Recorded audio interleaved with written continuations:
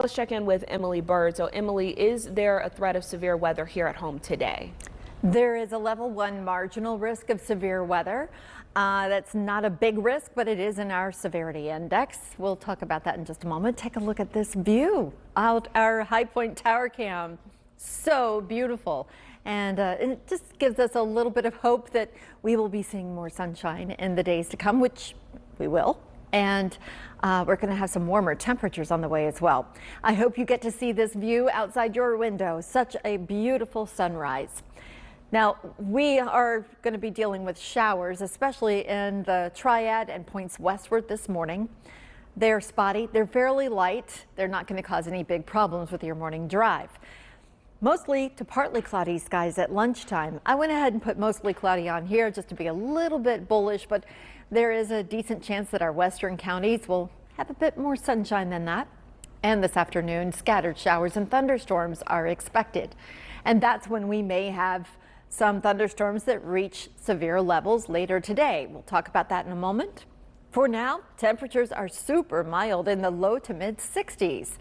And yes, we do have some showers, though they are rather spotty heading here across the Piedmont. They will continue to circulate here back up from southwest to northeast today.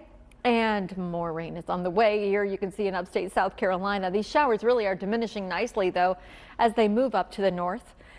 This afternoon, early to mid-afternoon, is when we expect the best chance of thunderstorms after we've had a little chance to warm up a bit. And then we will be looking at some drier conditions on the way starting tomorrow, with partly cloudy skies and unseasonably warm weather ahead. As we look ahead to your rain chances in the coming days, today is one of our biggest chances of rain at 40%. After today, though, we drop down to that 20% range until early next week. So we are going to enjoy, hopefully, some drier weather for you. And if you had to do any yard work, Thursday, Friday, and Saturday will be great days to do it. The humidity, though, will be running very high as we head into the beginning of your weekend, so please keep that in mind. 73 degrees today, 85 degrees tomorrow. That's a big jump in temperatures. And we're going to stay in the low to mid 80s all the way through the weekend.